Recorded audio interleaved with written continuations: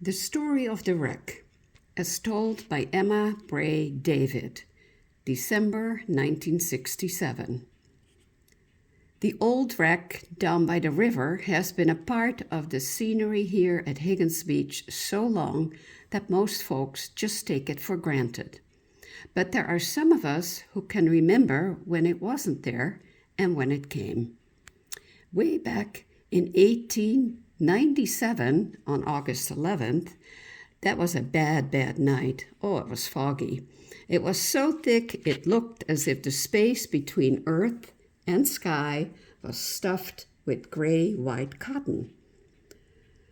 A bunch of us kids rode over to Bowery Beach on our bicycles to a square dance that evening. It was clear when we started, but when the dance was over and we set out for home, it was so foggy we were afraid of running into each other on the river coming down Meeting House Hill and across Spurwink. However, we made it without a mishap. About 2 o'clock, my mother was awakened by loud, curdling noises out towards the water, but she could see nothing. When morning came and the fog cleared, we saw a 3-masted schooner stationed well inshore near the first point in the river. It was a beautiful ship, majestic, sitting there as if at anchor. She didn't look at all like a wreck with a big hole in her hull. It was the Howard W. Middleton, strongly built of white oak and yellow pine, in 1882 at Camden, New Jersey, a really noble ship.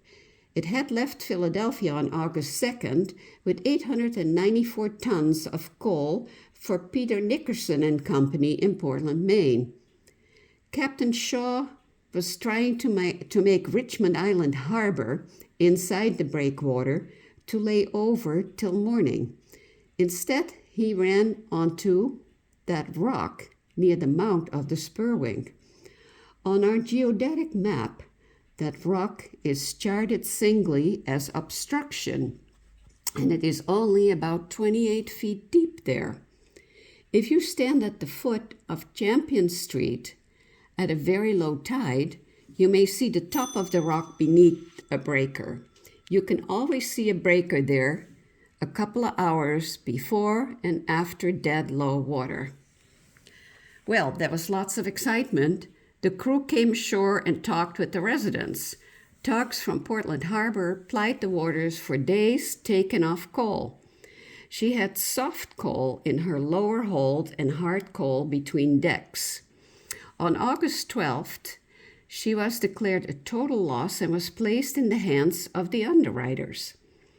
People began to pick up coal on the beach by the buckets and the barrels. Mrs. Kenny remembers that her father drove over from Westbrook with a cart and got 2 tons of coal for winter.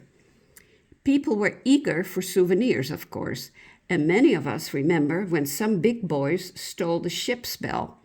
But the captain or the sheriff made them return it to the captain.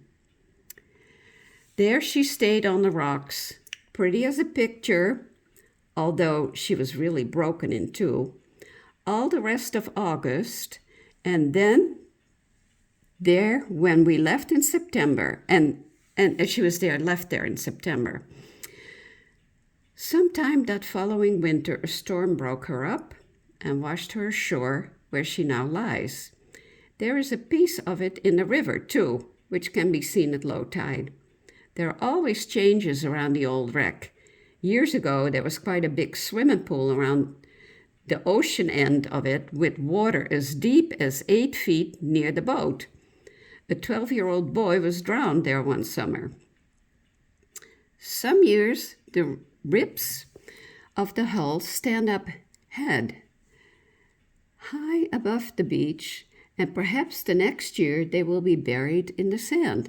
For years we picked up beautiful iridescent pieces of coal showing red, green, and blue, and even now you may find a lone piece from the old Howard W. Middleton. A few people have a picture of this boat on paperweights. These pictures were taken from the beach and showed this proud three-masted vessel in her last days of beauty. I probably need to do that again.